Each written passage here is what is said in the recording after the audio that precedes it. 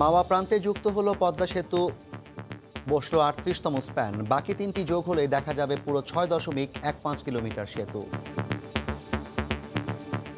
এখন সবগুলো স্প্যান যখন হয়ে যাবে তারপরে ক্রিটিক্যাল আমাদের আসবে রোডওয়ে ডেক ইনস্টল। স্বপ্ন পূরণের পথে দক্ষিণাঞ্চলবাসী। আমরা কল্পনা করতে পারি না এটা হবে, ইনশাল্লাহ দেখতেছি হতে হতে হয়ে গেছে। এত বড় প্রজেক্ট, এত বৃহৎ কাজ, কিন্তু এখন হয়ে গেছে। আর মাত্র ৩টা স্প্যান। এটা ১৬ কোটি মানুষের হৃদয়ের স্পন্দন। মানুষ সারাক্ষণ প্রতীক্ষায় থাকে যে এই পদ্মা ব্রিজ কবে শেষ হবে। দেখছিলেন প্রধান শিরোনাম। সন্ধ্যার সময়ের সঙ্গে আছি আমি জাফর সাদিক। এবার অন্যান্য শীর্ষ সংবাদ। শীতের আগমনী আর বায়ু দূষণে ধোঁয়াশাচ্ছন্ন ঢাকার আবহাওয়া। ঠান্ডার সঙ্গে বাড়ছে করোনা আক্রান্ত শিশুর সংখ্যা।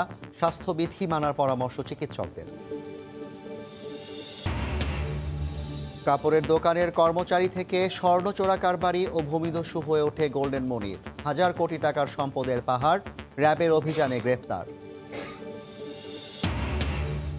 এবং ৩৬০০ কোটি টাকা পাচার করে পলাতক পিকে হালদার স্থায়ী হয়েছেন কানাডার আলোচিত বেগমপাড়ায়। আছেন আরও অনেকে, জানালেন দুদক কমিশনার। নামছে তদন্তে।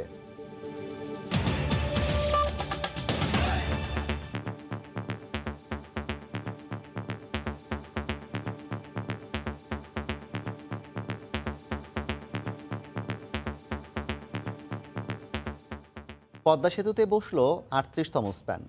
মাওয়া প্রান্তের সঙ্গে যুক্ত হওয়ায় এখন হেঁটেই ওঠা যাবে স্বপ্নের পদ্মা সেতুতে। মাওয়া পাড়ের ১ নম্বর পিলার দিয়েই সড়ক থেকে সেতুতে প্রবেশ করবে গাড়ি ও ট্রেন। সকাল থেকেই চলে স্প্যান বসানোর কাজ। বাকি ৩টি যোগ হলে দেখা যাবে পুরো ৬.১৫ কিলোমিটার সেতু। পাড়ের কাছে হওয়ায় স্প্যান বসানো দেখতে ভিড় করেন উৎসুক মানুষ। সাইফুল ইসলামের ক্যামেরায় এহসান জুয়েলের রিপোর্ট। সপ্তাহখানেক ধরে ড্রেজার চালিয়ে মাটি সরিয়ে নেয়ার পর শনিবার সকালে স্পেন নিয়ে রওনা দেয় ক্রেন। ঘন কুয়াশা আর শীত নামানো গুড়ি গুড়ি বৃষ্টি উপেক্ষা করে ধীরে ধীরে সেতুর একেবারে শুরুর পিলার ১ ও ২ নম্বরের দিকে এগিয়ে আনা হয় স্পেন। মাওপাড়ের সবচেয়ে কাছের পিলার হওয়ায় সময় লাগে ৪০ মিনিটের মতো। এরপর ট্রেনটি নোঙর করার পালা। দুই পাশে শক্ত মোটা ৬টি কেবলে বেঁধে ফেলা হয় স্পেনবাহী ক্রেনটি। দুপুর ১২টা নাগাদ এই কেবলগুলোর উপর ভরসা করেই টেনে আনার কাজ শুরু হয় স্প্যানটি। পাড়ের কাছে হওয়ায় স্প্যান বসানো দেখতে ভিড় করেন উৎসুক মানুষ। আমরা কল্পনা করতে পারি না এটা হবে, ইনশাল্লাহ দেখতেছি হতে হতে হয়ে গেছে। একটা সময় মনে হচ্ছিল যে আমাদের সেতু মনে হবে না, যে এত বড় প্রজেক্ট, এত বৃহৎ কাজ, কিন্তু এখন হয়ে গেছে। আর মাত্র 3টা স্প্যান। এটা ১৬ কোটি মানুষের হৃদয়ের স্পন্দন। মানুষ সারাক্ষণ প্রতীক্ষায় থাকে যে এই পদ্মা ব্রিজ কবে শেষ হবে। মাওপাড়ের ১ নম্বর পিলার দিয়েই সড়ক থেকে সেতুতে প্রবেশ করবে গাড়ি ও রেল। তাই অত্যন্ত শক্তিশালী এই পিলারটি কাজ এগিয়ে নিতে এখন জোর দেয়া হচ্ছে একই সাথে স্প্যানের উপর রোড ও রেল স্ল্যাব বসানোর কাজ। প্রথম ক্রিটিক্যাল পয়েন্ট ছিল সবগুলো পাইল ড্রাইভিং করা। নেক্সট ক্রিটিক্যাল আসলো আমাদের সবগুলো স্প্যানকে আমাদের ইলেকশন করা। এখন সবগুলো স্প্যান যখন হয়ে যাবে তারপরে ক্রিটিক্যাল আমাদের আসবে রোডওয়ে ডেক ইনস্টল করা। ৩৮তম স্প্যান বসার পর মাওপাড়ে এখন ৯টি আর জাজিরা পারে ২৯টি স্প্যান দৃশ্যমান। স্বপ্নের খুব কাছাকাছি দাঁড়িয়ে এখন পদ্মা সেতুর কাজ। নানা প্রাকৃতিক আর কারিগরি জটিলতা উতরে দৃশ্যমান ৩৮তম স্প্যানটি বলছে আর বাকি আছে মাত্র অর্ধ কিলোমিটারেরও কম সেতু দৃশ্যমান করা। ৩৮তম স্প্যানটি মাওপাড় ছুঁয়ে যাওয়ার পর বাকি যে ৩টি স্প্যান তার সবগুলোই বসানো হবে মাঝ নদীতে। এহসান জুয়েল, সময় সংবাদ, মাওয়া, মুন্সিগঞ্জ। শীতের আগমনী আর বায়ু দূষণে গত দুদিন ধরে ধোঁয়াশাচ্ছন্ন ঢাকার আবহাওয়া। এমন পরিস্থিতি আরও কয়েকদিন থাকবে বলে জানিয়েছে আবহাওয়া অফিস। এদিকে ঠান্ডা বাড়ার সঙ্গে সঙ্গে বাড়ছে শিশুদের করোনা আক্রান্ত হওয়ার সংখ্যা। এ সপ্তাহের শুরুতে ঢাকা শিশু হাসপাতালে ১৭ শিশু করোনা নিয়ে ভর্তি হয়েছে। ঘড়ির কাঁটায় বেলা প্রায় ১১টা। যদিও দেখে মনে হতে পারে প্রকৃতির এই দৃশ্য ভোর ৬টা কিংবা ৭টার। আকাশে অন্ধকার ভাব। একদিন আগে হয়েছিল অসময়ের বৃষ্টি। হঠাৎই কেন আবহাওয়ার এই বৈরিতা? এক সপ্তাহ ধরে যেটা দেখছি বাইরের সিচুয়েশন আবার খারাপ হওয়া স্টার্ট করেছে। ২-৩ ধরে ওয়েদার অবস্থা তেমন বেশি ভালো না। ওয়েদারের সাথে বায়ু দূষণের সমস্যা দিন দিন বেড়ে যাচ্ছে। লকডাউনের শুরুর দিনগুলোতে বায়ুমণ্ডল যতটা স্বচ্ছ ছিল এখন ঠিক তার বিপরীত অবস্থা। শনিবার বিশ্বের সব দেশকে পেছনে ফেলে আবারও দূষিত শহরের তালিকার শীর্ষে অবস্থানে উঠে এসেছে ঢাকা। করোনা যখন শুরু হয়েছিল তখন আপনাদের যানবাহন চলাচল প্রায় ছিল না বলেই চলে, কিন্তু এখন তো যানবাহন যথারীতি চলাচল শুরু করেছে। আবহাওয়া অফিস বলছে বাতাসে দূষিত কণা বেড়েছে আগের তুলনায় অনেক বেশি, সেই সাথে মেঘমালায় রয়েছে শীতের আগমনী প্রভাব। বাতাসে যদি জলীয়বাষ্পের পরিমাণ বেশি থাকে এবং সেটার যদি তাপমাত্রা কমে যায় তাহলে এই দূষিত কণাগুলো ফগ তৈরির ক্ষেত্রে নিয়ামক হিসেবে কাজ করে। এদিকে একটু শীতের দেখাতেই বাড়ছে শিশুদের ঠান্ডাজনিত রোগ, সেই সঙ্গে করোনায় আক্রান্তের হারও বেশি। অক্টোবরের প্রথম সপ্তাহে শিশু হাসপাতালে করোনায় আক্রান্ত রোগী ছিল 10। এ সপ্তাহের শুরুতে এ হাসপাতালে ভর্তি 17 শিশু। একইভাবে অন্য হাসপাতালেও আক্রান্ত শিশুর সংখ্যা আগের তুলনায় বেশি। 7-8 মাস ধরে যে পরিমাণ শিশু রোগী আমাদের কোভিড পজিটিভ ভর্তি ছিল সেই তুলনায় সেটা কিন্তু দ্বিগুণ হয়ে গেছে। এখন টোটাল আমাদের 24 আওয়ার্সের মধ্যে আমরা যদি ডেইলি যদি 17টা বা 18টা স্যাম্পল আমরা করি, ওখানের মধ্যে প্রায় 7 থেকে 8টা পজিটিভ আসছে। মহামারীর এই দ্বিতীয় ঢেউয়ে আবহাওয়ার কথা মাথায় রেখে আরও সতর্ক হওয়ার পরামর্শ চিকিৎসকদের। বিলায়েত হোসাইন, সময় সংবাদ, ঢাকা। কাপড়ের দোকানের কর্মচারী থেকে স্বর্ণ চোরা কারবারি ও ভূমিদস্যু হয়ে ওঠেন গোল্ডেন মনির। রাজধানীর মেরুল বাড্ডায় মনিরের বাসায় রাতভর অভিযান চালিয়ে তাকে গ্রেফতার করে র্যাব। অভিযানে 1,09,00,000 টাকা, 5টি বিলাসবহুল গাড়ি, স্বর্ণালংকার, অস্ত্র ও মাদক জব্দ করা হয়। 90 দশকের রাজধানীর গাউসিয়া মার্কেটে কাপড়ের দোকানে বিক্রয়কর্মী থেকে অঢেল সম্পদের মালিক, স্বর্ণ চোরাচালান, হুন্ডি ও ভূমি ব্যবসার মাধ্যমে মনির হোসেন হয়ে ওঠেন গোল্ডেন মনির। শুক্রবার রাত 10টা থেকে গোল্ডেন মনিরের অবৈধ সম্পদের খোঁজে তার বাসা, ব্যবসায়িক প্রতিষ্ঠান সহ বেশ কয়েকটি জায়গায় অভিযান চালায় র্যাব। 12 ঘন্টারও বেশি সময় ধরে চলে এই অভিযান। ভবনের বিভিন্ন ফ্লোরে তল্লাশি চালিয়ে এ সময় 600 ভরি স্বর্ণ, নগদ 1,09,00,000 টাকা, 10টি দেশের বিপুল পরিমাণ বৈদেশিক মুদ্রা এবং মাদক, অস্ত্রসহ বাসা থেকে 2টি এবং শোরুম থেকে 3টি সমোট 5টি অনুমোদনহীন গাড়ি জব্দ করা হয়। অভিযান শেষে ব্রিফিংয়ে র্যাব জানায় ঢাকা, সিঙ্গাপুর, ভারত রুট ব্যবহার করে স্বর্ণ চোরাচালান করত গোল্ডেন মনির। সেই সঙ্গে হুন্ডি ব্যবসার সাথেও জড়িত সে। এছাড়া রাজুকের কিছু অসাধু কর্মকর্তার যোগসাজশে বাড্ডা ও কেরানীগঞ্জ সহ বিভিন্ন জায়গায় 200-ও বেশি ফ্লটের হদিস পায় র্যাব। গোল্ডেন মনির আরেকটি পরিচয় আছে, সেটা হচ্ছে ভূমিদস্যু। রাজুকের কতিপয় কর্মকর্তার সাথে যোগসাজশে সে বিপুল পরিমাণ অর্থ সম্পদের মালিক হয়েছে। ঢাকা শহরের ডিআইটি প্রজেক্ট, যেটি আমাদের এখান থেকে খুব সন্নিকটে, এর পাশাপাশি বাড্ডা, নিকুঞ্জ, উত্তরা এবং কেরানীগঞ্জে তার 200-র বেশি প্লট আছে বলে র্যাব জানতে পেরেছে। ইতিমধ্যে 30টির কথা আমাদের কাছে সে প্রাথমিকভাবে স্বীকার করেছে। প্রাথমিকভাবে একটি রাজনৈতিক দলের সঙ্গে গোল্ডেন মনিরের সম্পৃক্ততা মিলেছে বলে দাবি র্যাবের। তিনি ওই রাজনৈতিক দলের অর্থদাতা ছিলেন বলেও ব্রিফিংয়ে জানায় র্যাব। উনি একটি রাজনৈতিক দলের সাথে ওতপ্রোতভাবে সম্পৃক্ত ছিলেন এবং রাজনৈতিক দলের সাথে তার অর্থ যোগানদের বিষয়ে প্রাথমিকভাবে আমাদেরকে স্বীকারোক্তি দিয়েছেন। শনিবার সকালে মনিরের দুবাই পালিয়ে যাওয়ার সব বন্দোবস্ত করা ছিল বলে জানিয়েছে র্যাব। মনিরের ছেলের দাবি চিকিৎসার জন্য যাওয়ার কথা ছিল। হসপিটালে সে এভরি নাও এন্ড দেন যায়, এটা 2-3 দিনের জন্য, এটা কোনো ইস্যু না। কোন দেশ সেটা? দুবাই। তার বিরুদ্ধে 2টি মামলা আছে। করফাকির বিষয়টির সঙ্গে এনবিআর ও বিআরটি এর লোকজন জড়িত কিনা তাও খতিয়ে দেখা হবে। শাহরিয়ার জামান দ্বীপ, সময় সংবাদ, ঢাকা। স্বামী বাংলাদেশে, বউ কানাডায়। স্বামীরা দেশ থেকে অবৈধভাবে টাকা উপার্জন করে পাঠায় বউয়ের কাছে। সে কারণে কানাডার টরেন্টোর একটি লোকালয়ের নাম হয়েছে বেগমপাড়া। কথিত আছে কোটি কোটি টাকা পাচার করে অনেকে বাংলাদেশি বেগমপাড়ায় স্থায়ী হয়েছেন। দুদক কমিশনার জানান, সেখানে কত বাংলাদেশির বাড়ি আছে তার কোনো তথ্য নেই তাদের কাছে, তবে এ বিষয়ে তদন্ত করবে দুদক। কথিত আছে বেগমপাড়ার বউরা আয়েশি জীবনযাপন করেন, আর তাদের কাছে অবৈধভাবে উপার্জিত টাকা পাঠান বাংলাদেশে থাকা স্বামীরা। টাকা উপার্জনে ক্লান্তি আসলে অবসর কাটাতে কানাডায় বেগমদের কাছে যান সাহেবরা। এ কারণে স্থানটির নাম দেওয়া হয়েছে বেগমপাড়া। কোটি কোটি টাকা পাচার করে কানাডার বেগমপাড়ায় অনেক বাংলাদেশি স্থায়ী হওয়ার ঘটনা এখন ওপেন সিক্রেট। সম্প্রতি পররাষ্ট্রমন্ত্রী জানান, সরকারের অনেক আমলারও বাড়ি আছে বেগমপাড়ায়।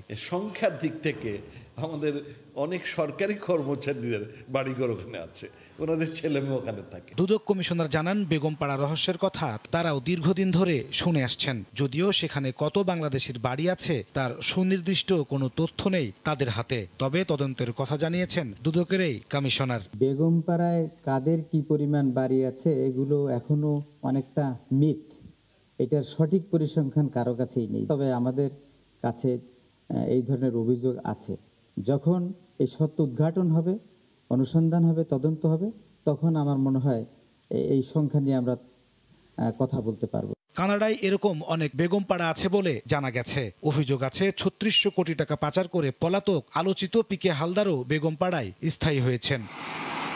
নাজমুস সালেহী, সময় সংবাদ, ঢাকা। করোনা মহামারীতে সীমিত আকারে উদযাপন করা হচ্ছে সশস্ত্র বাহিনী দিবস। দিনের শুরুতে স্বাধীনতা যুদ্ধে আত্মদানকারী সশস্ত্র বাহিনীর সদস্যদের প্রতি রাষ্ট্রপতি ও প্রধানমন্ত্রীর পক্ষে শ্রদ্ধা জানানো হয়। সকালে ঢাকা সেনানিবাসে শিখা অনির্বাণে রাষ্ট্রপ্রধান ও সরকার প্রধানের পক্ষে শ্রদ্ধা জানান তাদের সামরিক সচিবরা। এরপর স্বাধীনতা যুদ্ধের বীর শহীদদের প্রতি নিজ নিজ বাহিনীর পক্ষে শ্রদ্ধা জানান সেনাবাহিনী প্রধান জেনারেল আজিজ আহমেদ, নৌবাহিনী প্রধান অ্যাডমিরাল মোহাম্মদ শাহীন ইকবাল এবং বিমান বাহিনী প্রধান air chief marshal Masihuzzaman Serniabat. এ সময় শহীদদের প্রতি গার্ড অব অনার প্রদর্শন করেন বিভিন্ন বাহিনীর চৌকস দল।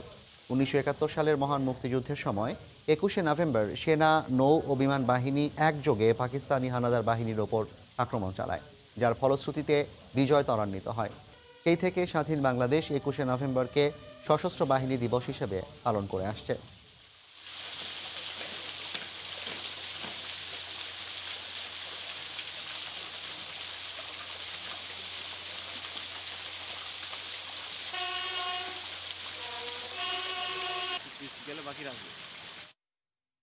এদিকে সশস্ত্র বাহিনী দিবস উপলক্ষে প্রধানমন্ত্রী শেখ হাসিনার সঙ্গে সৌজন্য সাক্ষাৎ করেছেন ৩ বাহিনীর প্রধান। বেলা 10:30টায় গণভবনে তারা দেখা করেন প্রধানমন্ত্রীর সঙ্গে। এ সময় বাহিনী প্রধানদের সঙ্গে কিছু সময় কথা বলেন সরকার প্রধান। এবছর করোনার কারণে দিবসটির আনুষ্ঠানিকতা সীমিত করা হয়েছে বলে জানানো হয়েছে সশস্ত্র বাহিনী বিভাগ থেকে।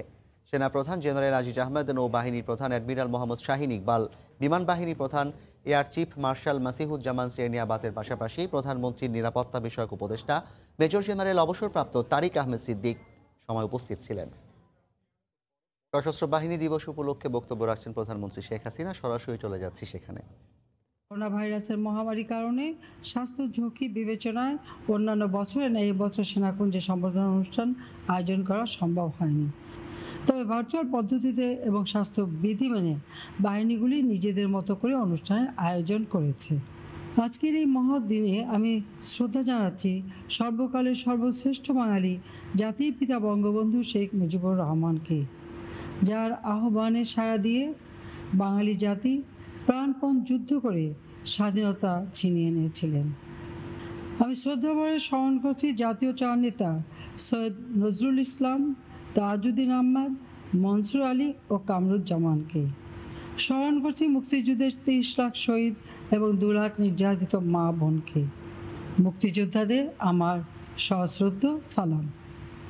আমাদের মহান স্বাধীনতা যুদ্ধের ইতিহাসে আজকের এই দিনটি এক বিশেষ গৌরবময় স্থান দখল করে আছে। ১৯৭১ সালের এই দিনে সেনা, নৌ ও বিমান বাহিনীর অকুতোভয় সদস্যগণ যৌথভাবে দখলদার পাকিস্তানি বাহিনীর বিরুদ্ধে সমন্বিত আক্রমণের সূচনা করেন। সম্মিলিত আক্রমণের মুখে শত্রু বাহিনী আত্মসমর্পণ করতে বাধ্য হয়। মিত্র বাহিনীর সহায়তায় ১৬ই ডিসেম্বর অর্জিত হয় চূড়ান্ত বিজয়। সম্মিলিত আক্রমণের মুখে শত্রু বাহিনী আত্মসমর্পণ করতে বাধ্য হয়। মিত্র বাহিনীর সহায়তায় ১৬ই ডিসেম্বর অর্জিত হয় চূড়ান্ত বিজয়। মুক্তিযুদ্ধে সশস্ত্র বাহিনীর সদস্যদের মহান আত্মত্যাগ ও বীরত্ব গাথা জাতি চিরদিন গভীর শ্রদ্ধার সঙ্গে স্মরণ করে। প্রিয় দেশবাসী, মহান মুক্তিযুদ্ধের মধ্য দিয়ে ক্ষুদ্র পরিসরে যে সশস্ত্র বাহিনীর জন্ম হয়েছিল তা আজ মহিরুহ হয়ে বিশাল প্রতিষ্ঠানে পরিণত হয়েছে। স্বাধীনতার পরপরই জাতির পিতা একটি উন্নত ও পেশাদার সশস্ত্র বাহিনীর প্রয়োজনীয়তা উপলব্ধি করেছিলেন। সে লক্ষ্যে তিনি ১৯৭৪ সালে প্রণয়ন করেছিলেন প্রতিরক্ষা নীতিমালা। যুদ্ধবিধ্বস্ত দেশে সীমিত সম্পদ নিয়ে বঙ্গবন্ধু শেখ মুজিব ১৯৭২ সালে গড়ে তোলেন Bangladesh military academy, combined arms school এবং সেনাবাহিনীর প্রতিটি কোরের জন্য স্বতন্ত্র ট্রেনিং সেন্টার। বঙ্গবন্ধু শেখ মুজিব একই সঙ্গে ঢাকা, চট্টগ্রাম ও খুলনায় বাংলাদেশ নৌবাহিনীর ৩টি ঘাঁটি উদ্বোধন করেন। ভারত ও যুগোস্লাভিয়া থেকে নৌবাহিনীর জন্য যুদ্ধজাহাজ সংগ্রহ করেন।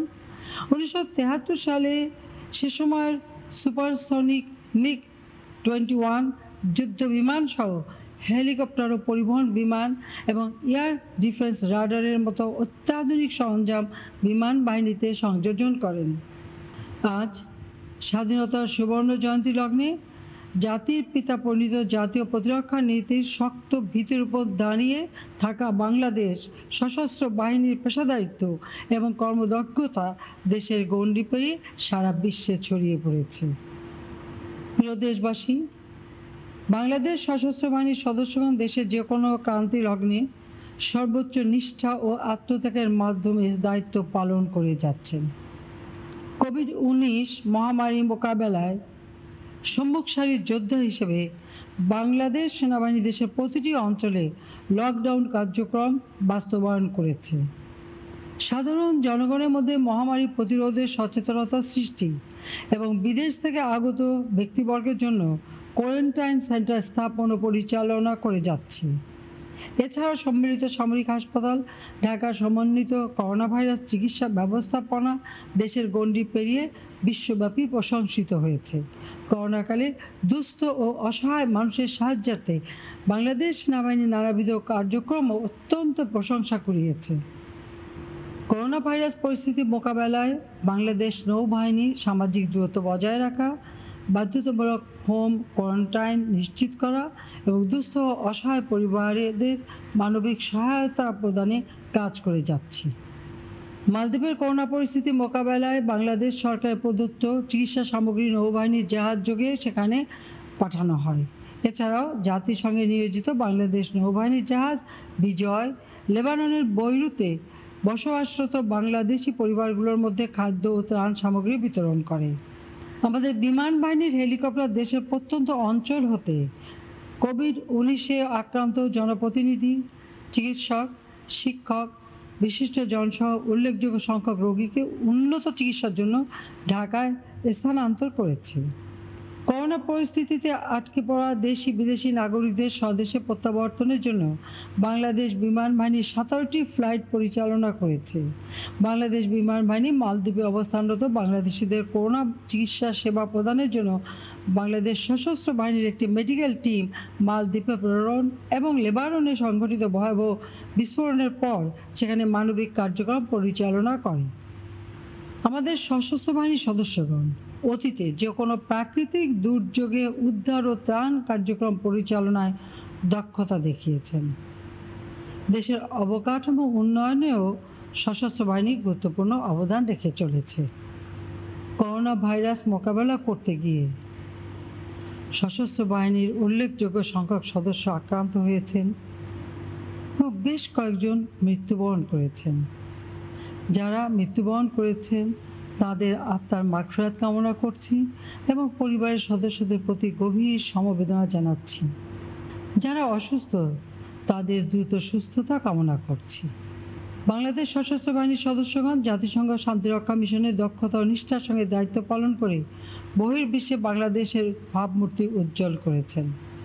এবছর জাতিসংঘের 75তম বর্ষপূর্তিতে বিশ্ব শান্তি প্রতিষ্ঠায় আমরা আবারও সর্বোচ্চ শান্তিরক্ষী প্রদানকারী দেশ হওয়ার গৌরব অর্জন করেছি। দায়িত্ব পালনকালে বাংলাদেশের যেসব শান্তিরক্ষী মারা গেছেন আমি তাদের আত্মার মাগফিরাত কামনা করছি। ইতিমধ্যে বাংলাদেশ সেনাবাহিনীর একজন মেজর জেনারেল পদবীর অফিসার জাতিসংঘ শান্তিরক্ষা মিশনের ডেপুটি ফোর্স কমান্ডার হিসেবে মনোনীত হয়েছেন এবং ফোর্স কমান্ডার হিসেবে একজন মেজর জেনারেল বা লেফটেন্যান্ট জেনারেলের পদবীর অফিসার নিয়োগের কার্যক্রম বর্তমানে চলমান রয়েছে। প্রিয় সশস্ত্র বাহিনীর সদস্যবৃন্দ, জাতির পিতা প্রবর্তিত সকলের সাথে বন্ধুত্ব, কারোর সাথে বরিতা নয়, এই মূল মন্ত্র দ্বারা আমাদের বৈদেশিক নীতিমালা পরিচালিত। প্রতিবেশী সকল রাষ্ট্রের সঙ্গে শান্তিপূর্ণ সহাবস্থানে আমরা বিশ্বাসী। তবে যে কোনো আগ্রাসী আক্রমণ থেকে দেশের সার্বভৌমত্ব রক্ষার জন্য আমরা সদা প্রস্তুত ও দৃঢ় সংকল্পবদ্ধ। সেই লক্ষ্যকে সামনে রেখে বঙ্গবন্ধু শেখ মুজিবুর রহমান প্রতিরক্ষা নীতি 1974-এর আলোকে আমরা ফোর্সেস গোল 2030 প্রণয়ন করেছি। তারই ধারাবাহিকতায় সশস্ত্র বাহিনীকে সাংগঠনিকভাবে পুনর্গঠন, উন্নত প্রশিক্ষণ প্রদান, এবং বিশেষায়িত সামরিক সজ্জায় সজ্জিত করা হচ্ছে। বিগত এক দশকে আমরা সশস্ত্র বাহিনীর প্রতিটি শাখাকে আধুনিক সমরাস্ত্র এবং উপকরণ দ্বারা সমৃদ্ধ করেছি। আমি দৃঢ়তার সঙ্গে বলতে চাই, আমাদের সরকার আমলে সশস্ত্র বাহিনী যতটা আধুনিকায়ন হয়েছে, অতীতে অন্য কোনো সময়ে তা হয়নি।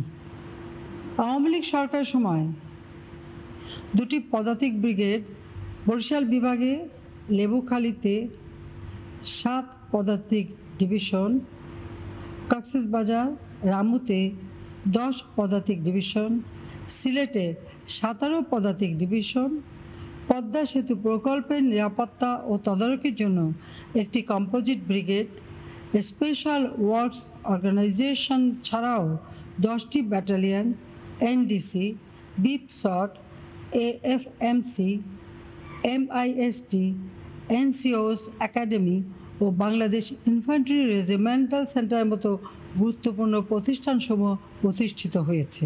দেশের সামরিক হাসপাতালগুলোতে অত্যাধুনিক যন্ত্রপাতি স্থাপন করা হয়েছে। ডিজিটাল বাংলাদেশ গড়ার অংশ হিসেবে এবং আধুনিক যুদ্ধক্ষেত্রে নিজেদের দক্ষতাকে বৃদ্ধি করতে সেনাবাহিনীতে প্রতিষ্ঠিত হয়েছে army information technology support organisation.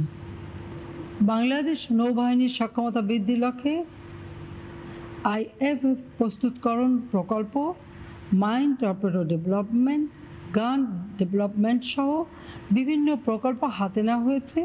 Bangladesh বিমান বাহিনী ক্রমাগত প্রচেষ্টা ও নিজস্ব বিশেষজ্ঞ দ্বারা উন্নত প্রযুক্তির সফটওয়্যার তৈরি করে সাইবার নিরাপত্তা ও নেটওয়ার্ক কেন্দ্রিক ওয়ারফেয়ারের দিকে এগিয়ে যাচ্ছে। সশস্ত্র বাহিনীর সদস্যদের জীবনযাত্রার মানোন্নয়নে সেনা আবাসন প্রকল্প, উন্নত মানের রসদ সরবরাহ এবং বহুতল সরকারি পারিবারিক বাসস্থান নির্মাণ করা হয়েছে। সেনাবাহিনীর শহীদ অথবা মৃত অথবা অবসরপ্রাপ্ত অসহায় বিধবা পত্নীদের দুস্থ ভাতা 50% বৃদ্ধি করা হয়েছে। বাংলাদেশ সশস্ত্র বাহিনীর অফিসার, জেসিও এবং অন্যান্য পদবীর সদস্যগণের ছুটি নগদায়নের অর্থ প্রদান 12 মাসের পরিবর্তে 18 মাসে উন্নীত করা হয়েছে। জেসিও ও অন্যান্য পদবীর পেনশনযোগ্য চাকুরিকাল 15 বছরের পরিবর্তে 10 বছর নির্ধারণ করা হয়েছে। সশস্ত্র বাহিনীর জেসিও এবং অন্যান্য পদবীর সদস্যগণের জন্য মৃত্যুবরণ ও স্থায়ীভাবে অক্ষম হওয়ার ক্ষেত্রে ক্ষতিপূরণ বাবদ অনুদানের পরিমাণও বৃদ্ধি করা হয়েছে। আমাদের সরকারই সর্বপ্রথম সশস্ত্র বাহিনীতে নারী সদস্য নিয়োগ করে। গত বছরতে সেনাবাহিনীতে 5 জন নারী সদস্য লেফটেন্যান্ট কর্নেল পদে উন্নীত হয়। সম্মুখ সারির যুদ্ধের ইউনিটসমূহের ইউনিট অধিনায়ক হিসেবে কর্মরত আছেন। বাংলাদেশ সেনাবাহিনীতে প্রথমবার মতো চিকিৎসা বিদ্যার ক্ষেত্রে গৌরবোজ্জ্বল কৃতিত্বপূর্ণ অবদানের স্বীকৃতিস্বরূপ ব্রিগেডিয়ার জেনারেল নূরনাহার ফাতেমা বেগমকে বাংলাদেশ সরকারের সর্বোচ্চ রাষ্ট্রীয় পদক স্বাধীনতা পদক 2019-এ ভূষিত করা হয়।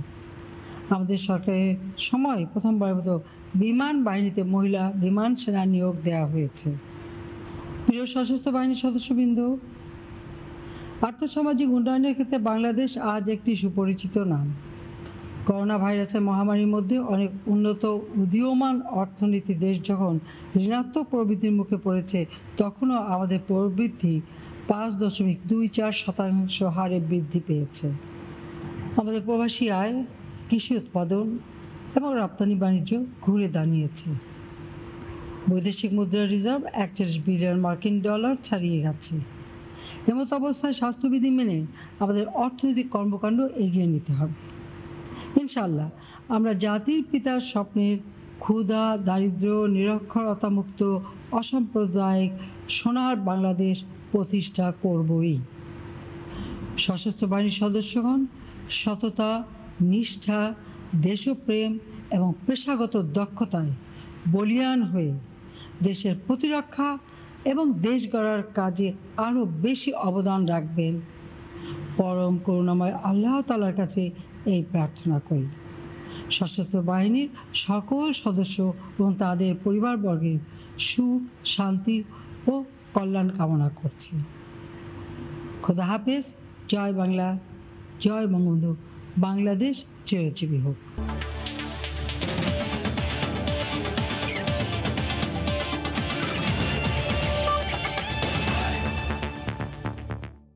ড্রাফটে দল গোছানোর ক্ষেত্রে কিছু ভুল হয়েছে, তবে যারা দলে রয়েছেন তারা অপ্রত্যাশিত ভালো খেললে যে কোনো কিছুই সম্ভব। প্রথমবার দলের সঙ্গে অনুশীলন করে জানিয়েছেন ফরচুন বরিশালের অধিনায়ক তামিম ইকবাল। অধিনায়কত্ব নিয়ে কোনো চাপ নিচ্ছেন না বলেও জানান তামিম। বঙ্গবন্ধু টি-20 কাপ সামনে রেখে আজ থেকে পুরো দমে অনুশীলন শুরু করেছে দলগুলো। সকালে সবার আগে অনুশীলন করে fortune Barishal. Pakistan super league পিএসএলে খেলে দলের সঙ্গে যোগ দিয়েছেন তামিম ইকবাল, তবে টিম ব্যালেন্স নিয়ে কিছুটা অসন্তোষ দেখা গেছে তার মাঝে। বরিশাল ছাড়াও অনুশীলন করেছেন জেমকন খুলনার ক্রিকেটাররা।